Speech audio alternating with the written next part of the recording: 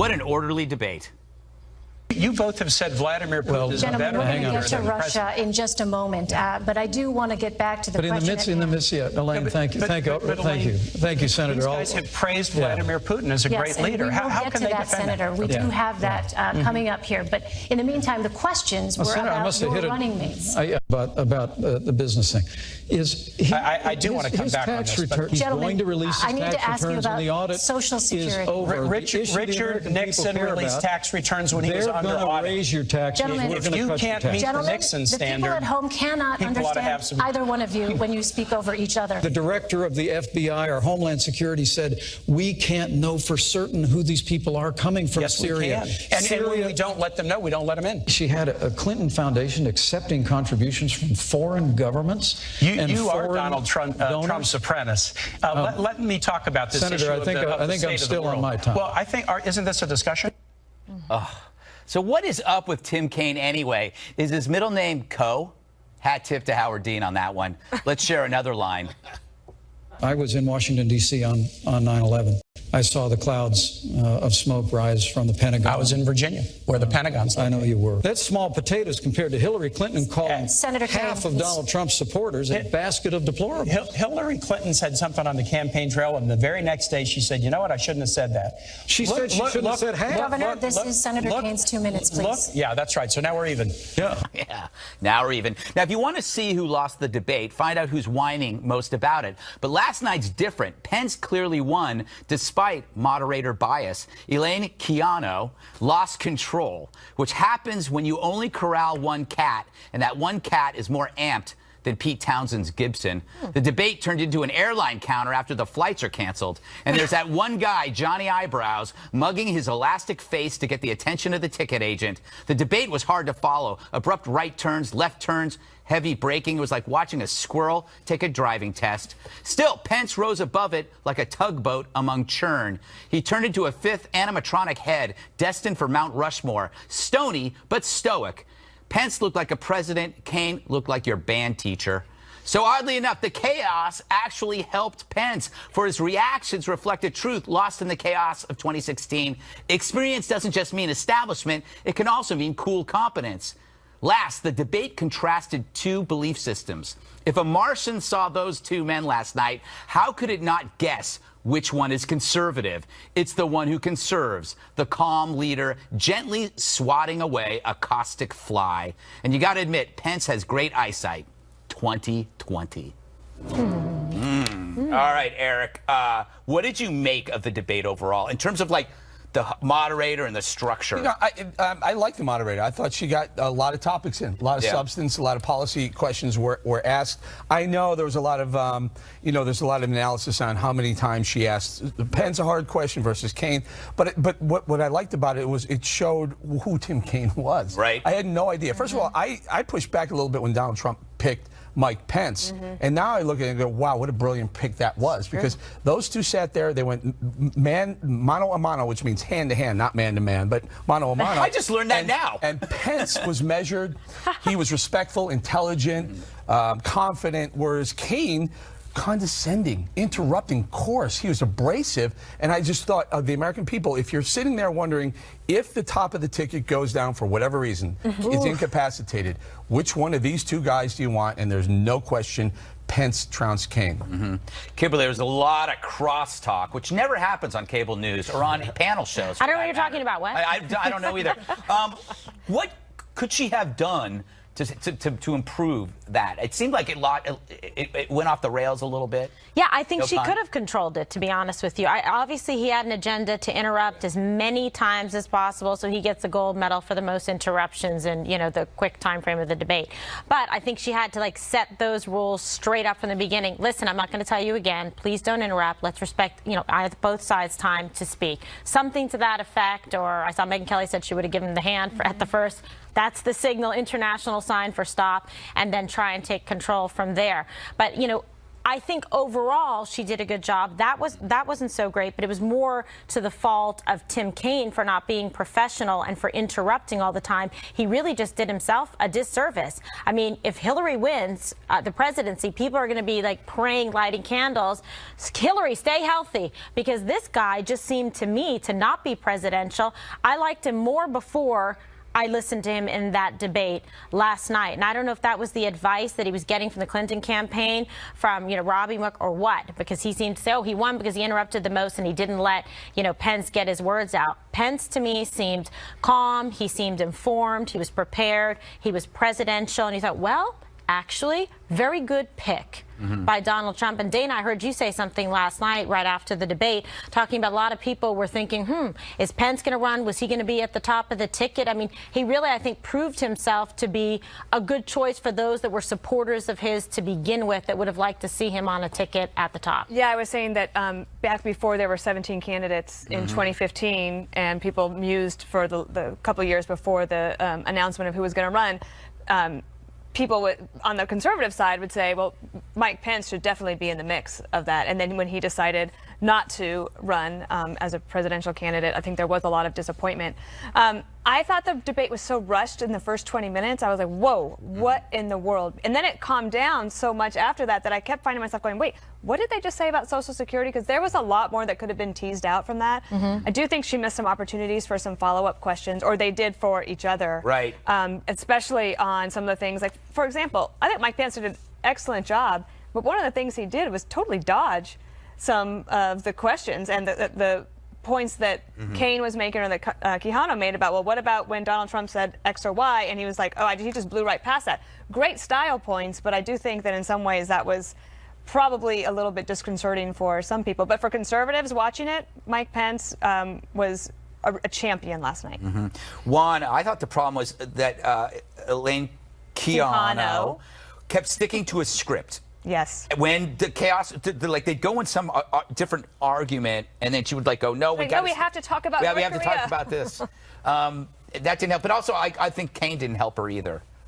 Well, no, I think she was a weak moderator. I mean, I think that's what came through, is that she was trying to organize these people, and their goal was to talk. Yeah. So, but let's go to the big picture here, the day after.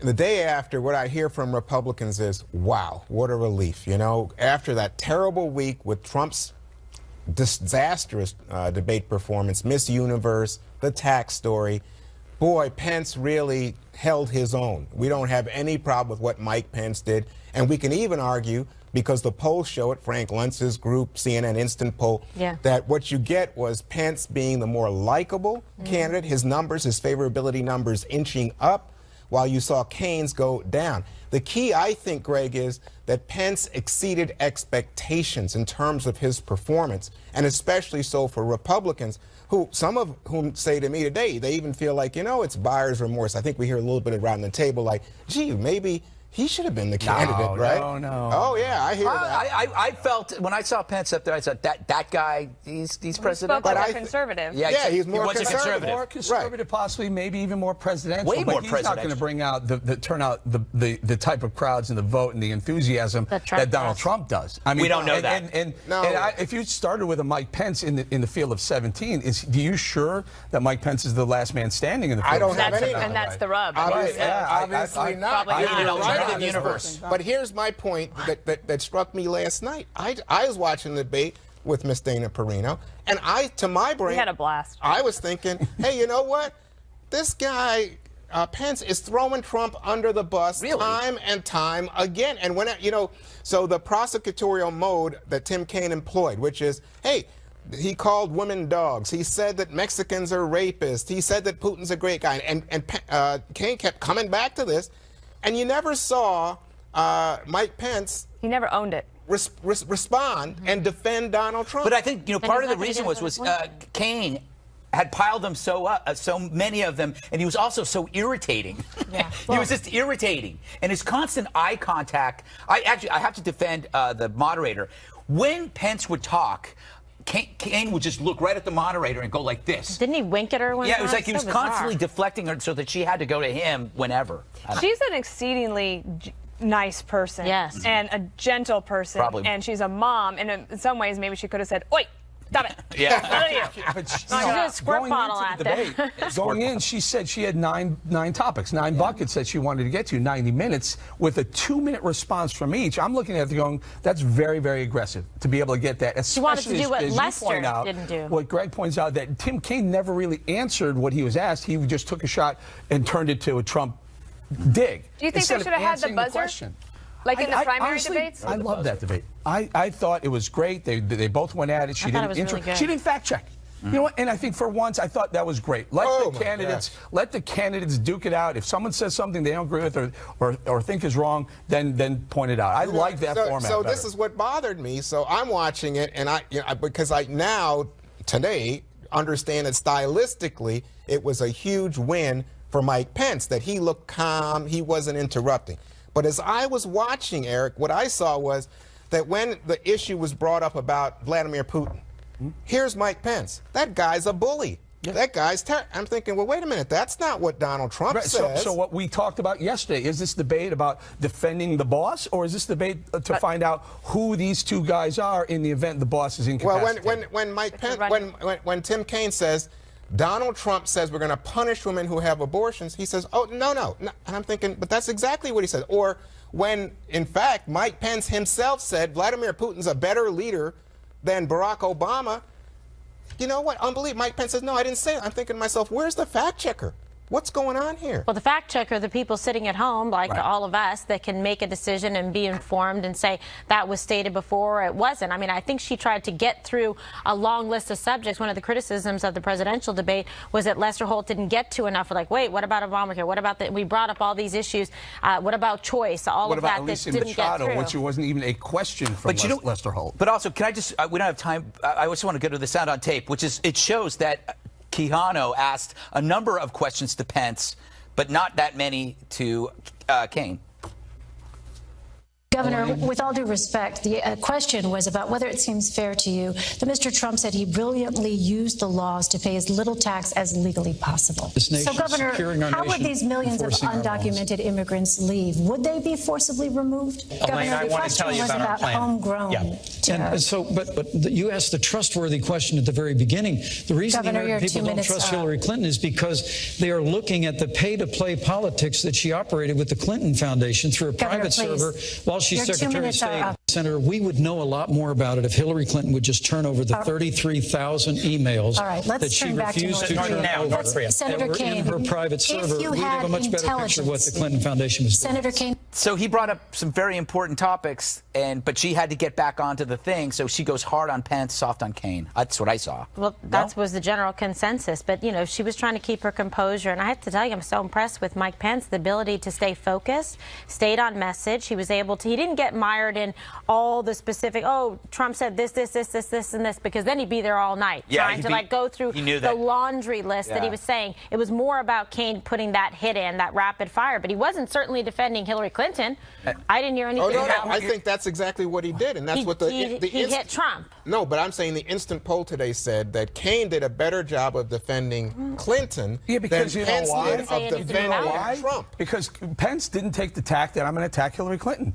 He didn't attack Hillary. I was just talking about defending your candidate. So it looks like Kaine did a better job defending the boss because he was never really pressed on some of the stuff that Hillary Clinton has been accused of. It was the other way. It was Kaine taking shots at Donald Trump through Mike Pence. I thought you would have been delighted. I thought the reason you liked it was because what you saw was Mike Pence went at the email, he went at the deplorables comment, and I think Kaine did a good job of defending. No, I don't think I think Mike Pence spent most of the time answering a quick question, answering the Trump attack question, and then turning. Well, just a final word here. He brilliantly, masterfully debated Tim Kaine and beat him. My final word on this is: did anybody who was undecided come to a decision? According to the Wall Street Journal, according to the polls, no. Well, according to CNN, that's incorrect. No, most undecided not swayed. Their poll said that more people then were gravitating towards Trump.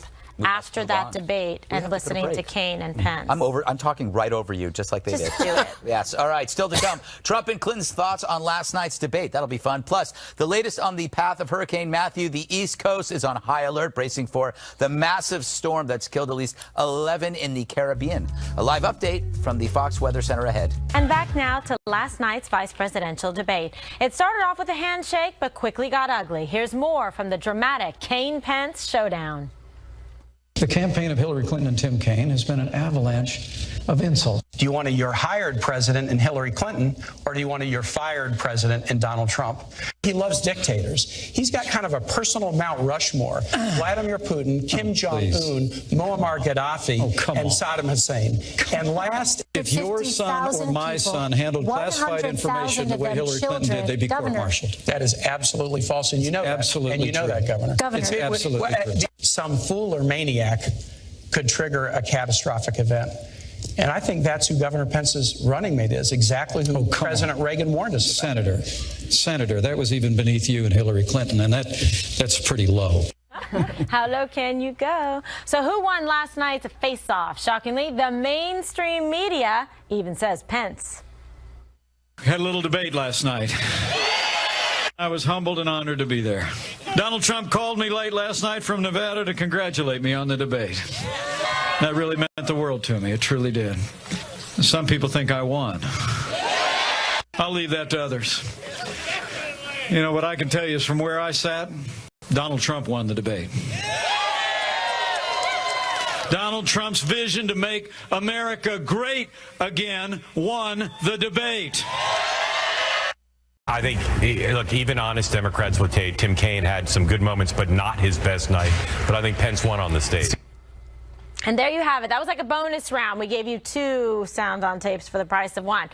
So the first one, Pence having an event today. We understand Kaine hasn't had one yet today, but will later this evening. And then Dana, the mainstream media, right away, right after the debate, I heard Chris Matthews saying Pence won, and I was like, oh. Well, I think that was, it was just so obvious. Yeah. I mean, there was really no question about it. I do think that Kaine probably feels like he hit the objectives that he wanted to do, which is he probably did no harm to the Clinton campaign, but Pence probably did some help, not just for the Trump campaign, but I really think that what he did last night was shore up and help some of those Republican Senate candidates in the tough states where those elections really close, or where you have a battleground state where both Trump and Clinton are either tied or they're traveling there a lot. And the Senate is such an important thing for Republicans to try to hold on to, that I think Pence was extremely helpful for them last night, and they should just run with that. And do you think perhaps, Eric, that this is a little bit of a salve for some of the other conservatives to say, you know, this was a good pick, Pence is excellent, if he's going to be around Trump, and the two of them together as a team perhaps producing good quality decisions and results? Yeah, so the first thing in the morning I was waiting to see, and I like to go through all the different channels and see what the spin is, see how the spin starts out. And I'll tell you, at 6 o'clock in the morning, the spin was, yeah, Pence did good on style, but substance, you know, he as Juan was pointing out, you know, he didn't have the right answers about what Trump said, or he couldn't defend Trump properly. By about the second or third hour in the morning, they abandoned that and said basically, yeah, you want to know something? Pence really won this one. And you're right. And so if you're a Trump supporter, or if you're a Trump fan, you go, well, here's this first real decision he's had to make. Pick a vice president. Pick a nominee to run with you. And he picked the right guy. Clearly, I would say he picked the right guy because he balanced. Yesterday I said Trump and Hillary Clinton are the pizza and the chicken wings. These are the vegetables tonight. Pence brought the vegetables. He brought some broccoli. Okay, was there any dip with that? Yeah, ranch. Ranch is very tasty with broccoli, indeed. So, Juan, a bunch of my friends, you know, being from San Francisco and whatnot, are quite liberal. Yeah. And one of my best friends, Ann, you guys are better here, was a huge Bernie Sanders supporter, T-shirt and everything. So now she's going to go ahead and go for Hillary. So we're in a little bit of a dust-up over that.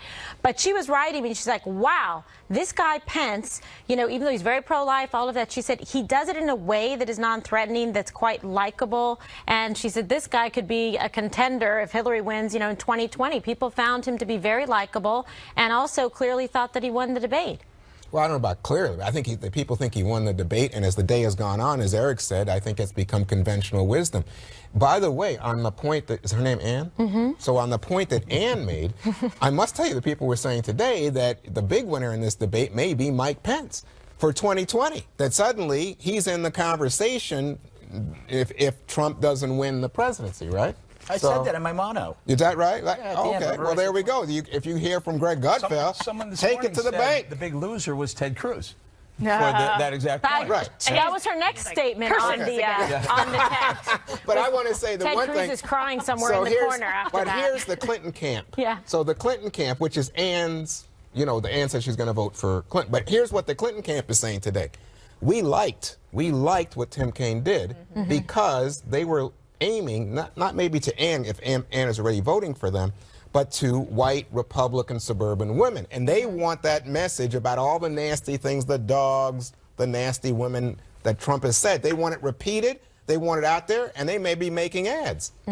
Yeah, so Kaine sacrificed himself for 2020. She's white, college educated, with a Juris Doctorate, so a lawyer. Okay, go ahead. It's actually amazing.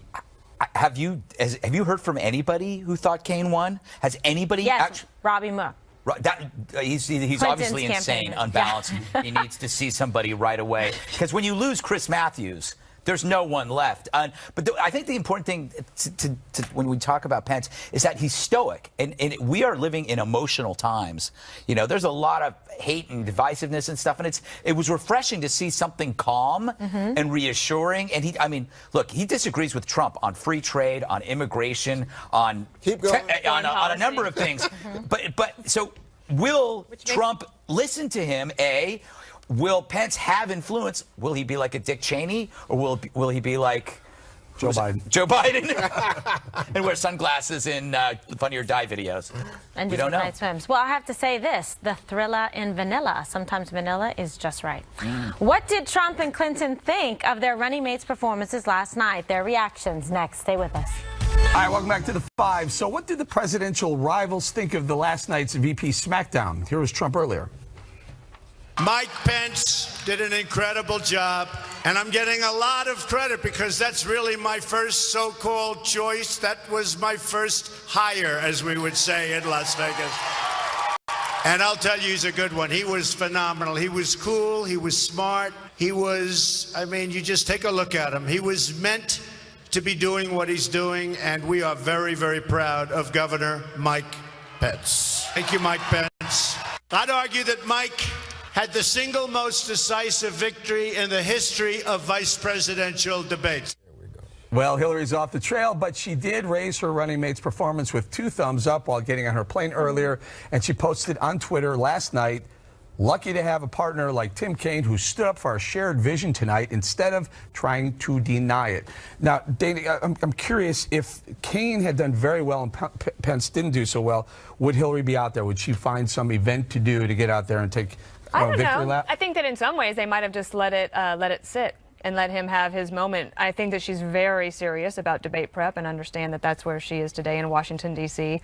And I don't think she would give up that time for anything in the world. I think that if Kaine had done very well, they probably would have stuck to schedule. Do you think it's interesting that Donald was out there talking about it, but Hillary tweeted about it?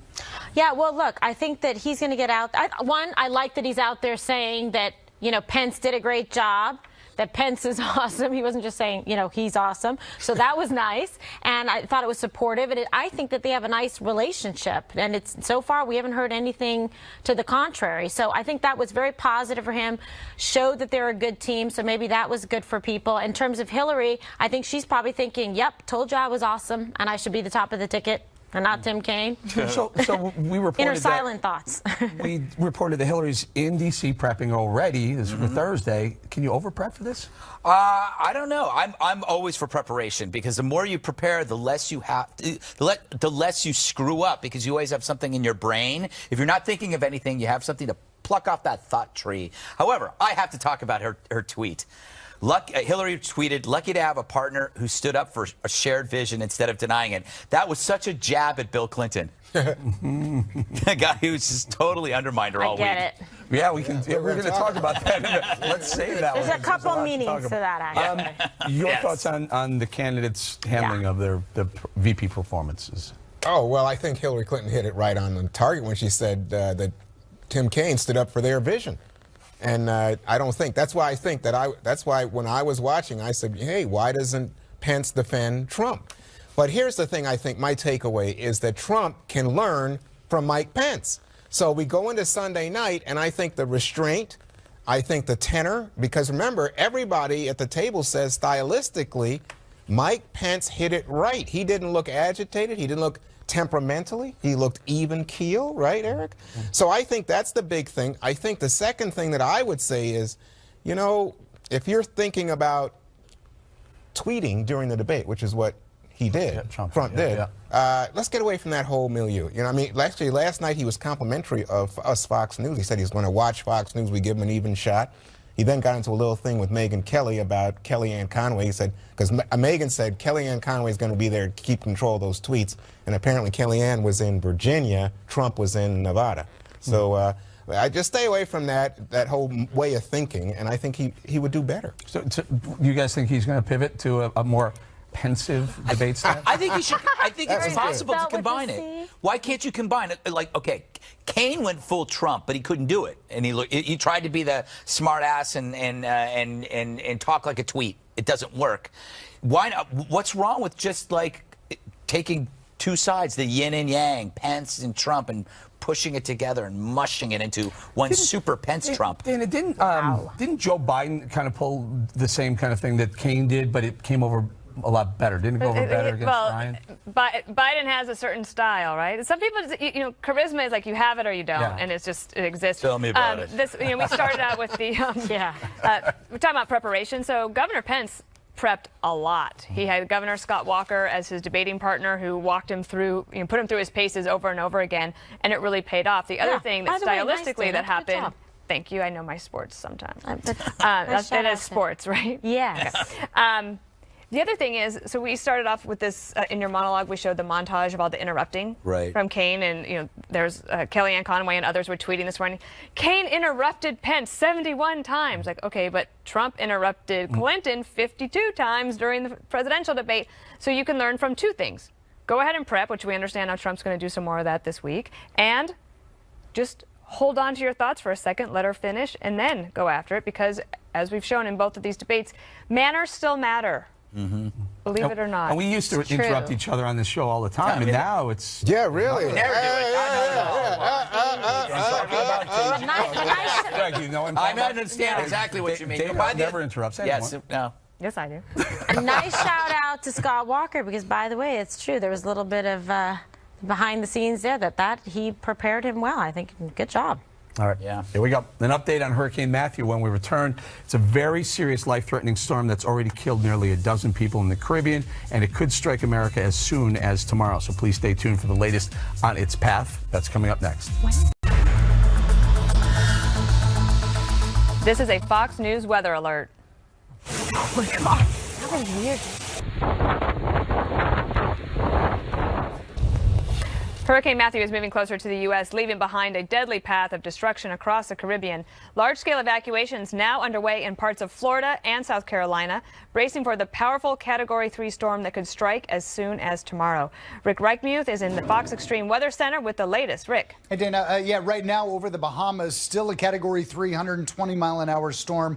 It's going to impact almost all of the Bahama Islands, and unfortunately, they don't have a lot of mountains with it, so it's not going to break the storm up at all as it moves through these islands, about an island chain of about 700 islands. Hurricane warnings everywhere there, as well now as the Florida coast from just to the north of Miami up towards Daytona Beach. This is likely going to be the area, at least starting tomorrow late afternoon through Friday afternoon, that takes a raking from this storm, possibly being in the eye wall for a very long time right along the coast. That yellow is tropical storm conditions. That's going to get here by tomorrow mid-afternoon. Hurricane conditions arrive to the coast somewhere likely right around 6 to 9 o'clock. And then we're going to watch that white. That's major hurricane right there around Melbourne in towards the Space Coast. And the latest projections of this, the latest track, moving it even a little bit farther towards the west. Not good news. You get the general idea. Still some disagreement in exactly the track, but overall it moves off towards the northwest and then curves hugging the coastline all along the southeastern shores. And the latest advisory coming out from the National Weather Service, or National Hurricane Center, I should say, brings a Category 4 storm right here over Cape Canaveral in towards the Space Coast. That is a Category 4 major hurricane. Takes probably around 24 hours to move right here along the coast, but we could be dealing with a storm that we've never seen across areas of Florida. A lot of storm surge potentially. Obviously, the wind rain, flooding, the whole story. But you better be ready in Florida and Georgia because it will be here by tomorrow late afternoon. Dana. All right, Rick, thank you so much. Phil Keating is standing by in Florida where mandatory evacuations have been ordered along the coast. The state's governor is warning residents to prepare for the worst. Phil. Yeah, the governor, Dana, is actually telling residents along Florida's east coast to simply ignore that cone of uncertainty because, as Rick just alluded to, this storm could shift 20 to 40 miles at the last second, and that would completely change which populated communities get impacted. Here at this gas station is what we are finding up and down Florida's east coast. Gas pumps, the handles are bagged, and the pumps themselves not working, simply out of gas after a day of long lines of cars and trucks filling up their vehicles just in case they might need to evacuate. Dominican Republic and eastern Cuba, this storm pounded as a Category 4. Up to 40 inches of rain fell in parts of Haiti. About a dozen people are reported dead at this point, and it could go higher because there are more people still missing and still unaccounted for. In Florida, which looks to be the very first state impacted by this hurricane, long lines of people for the second straight day have been clogging up not only gas stations, but grocery stores, Kmart's, Walmart's, Home Depots, as well as Costco's. People stocking up on everything they might need to survive for 3 to 5 days without power. And utility crews have pre-positioned all up and down the state with extra cherry picker trucks just to respond as fast as possible because it does look like there will be some power outages. All right, thank you, Phil. We'll keep a close eye on this very dangerous storm and keep you informed. Ahead, we return to the presidential race. Bill Clinton made another gaffe on the trail yesterday, fresh off the heels of his Obamacare blunder. We'll have it next. Nice. Bill Clinton's not doing a whole lot to help his wife's campaign this week. On Monday, he tore apart Obamacare. You've got this crazy system where all of a sudden 25 million more people have health care, and then the people are out there busting it sometimes 60 hours a week, wind up with their premiums doubled and their coverage cut in half. It's the craziest thing in the world. That left Hillary to attempt to clean it up. Can you clarify what he meant, and do you worry it could undercut your argument that you want to build on and expand the Affordable Care Act? No, I don't. I think he made it clear what he was saying. Yesterday, Bill went rogue again, forgetting that his wife's former opponent, Bernie Sanders, now on her side. Wait. I agree. If I had sent millions of your people to prison, or she had, that would be good. Hillary didn't vote for the 94 crime bill, even though Senator Sanders did. Not exactly the best surrogate for Secretary Clinton right now, I'd say. The Trump campaign eating it up, saying Bill is their best surrogate. So, Dana, I'm recalling what happened when he met Loretta Lynch on the plane. That was a big dust-up. And then, of course, the Black Lives Matter. That was, it did work. That was a big no dust-up. jail for the wife. Well, so what's going on? Well, when Bill Clinton is out there, it gets headlines. And so we haven't seen this for a long time. I mean, in some ways, George W. Bush had to deal with questions of whether he was distancing from his father. This is even, I think, more real in terms of, does Hillary Clinton have to distance herself from her husband because she has different policy positions than he had? I think that it makes for good headlines. I think it's not great for the Hillary campaign, but I also understand anecdotally from friends in the Democratic Party that Bill Clinton is beloved by the party. I think that's true. They love him. They will show up for him, and he actually is probably a better surrogate for her than we'd realize. Well, Eric, I think he still gets big crowds, as Dana saying, but also he did a spectacular speech at the convention. He stepped in it. They really need to pull. If they want to win, they need to pull him back. Just to send him send him away somewhere, keep him busy. Who knows how? Whatever. We'll go there. Steve Schmidt today said something very important. I think he nailed it. He said Bill Clinton has done something that has delivered the message that Republicans haven't been able to deliver. Absolutely. And he's 100% right. There are small businesses out there busting it for 60 hours a week, and they can't afford their own health care. Meanwhile, people who aren't working, 20 million people, are getting health care on the backs of them.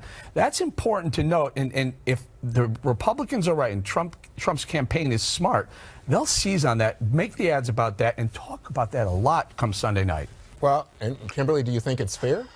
Listen, Bill Clinton is beloved. I've spent a lot of time around him. Nobody works the crowd or the room like Bill does, and he may have stepped in it, but there isn't any mess that Clinton makes that dry cleaner can get out. Oh, my God. Oh, Point is, he's Teflon. All right. Greg usually says things like this. He gets a lot of great headlines, that's for sure. Oh, my. But he's great for Hillary. He is the spicy gumbo, and she's the cold broth. He's the charming one. He may have lost a step, but a slow Bill Clinton is still preferable to a fast Hillary. All right. A fast We're gonna clean this up. That's right here. One more thing up next. 7.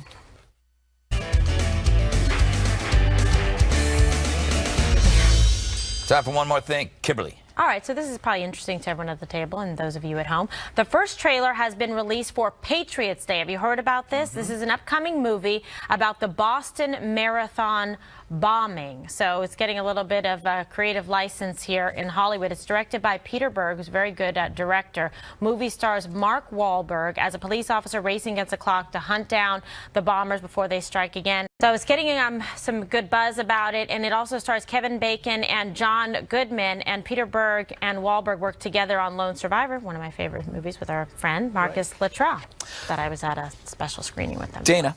Okay, so the Tennessean this morning, a great newspaper, of course, had an article just straight after my own heart. What? It's called "What the Cuss? 50 Swear Word Alternatives." Oh, and so if you go to our Facebook page, you can find things like, this is like, Shannon Bream. Shannon Bream is the best at this. Yeah. That's one of hers. Dag Nabbit is one.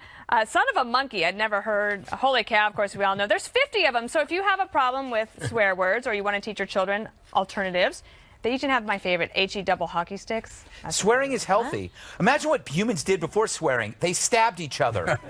Swearing was the alternative to murder. Anyway, sorry. Where am I, Eric? Okay, let's do it. Okay, Psycho. Say some swear words so you don't start stabbing everyone. Who's going to control the Senate? It's a quick breakdown of what's going on. These are all real clear politics averages. 47, the safe states, 47 Democrat, 46 Republican, and these are 7 toss-ups. They're saying Indiana goes to the Democrats, Evan Bayh. Nevada going over. You don't think so? I think Evan Bayh will lose. Will that even be better for the Republicans? Nevada, Joe Heck, New Hampshire, Kelly Ayotte, Roy Blunt in Missouri, and Florida, Marco Rubio. That would put the Republicans at 50, and that would put the Democrats at 48, leaving 2, which means in order for the win, Republicans would need 1. Democrats would have to win both of those, Pennsylvania and North Carolina, and the presidency to keep the Senate. To get the Senate. I think the Republicans will definitely keep North Carolina. Very strong, and Pennsylvania. leading right. All right, kids, we're going to go to this. Greg's Medical Tips. All right, when you see somebody crying, don't automatically think that they're sad. They could be suffering from something called CDE, chronic dry eye.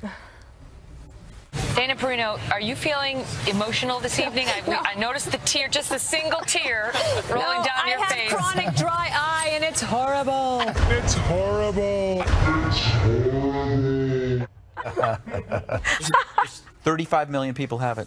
It's a big deal. Yeah, it is. Like this eye will sometimes leak. This eye completely dry, and Kim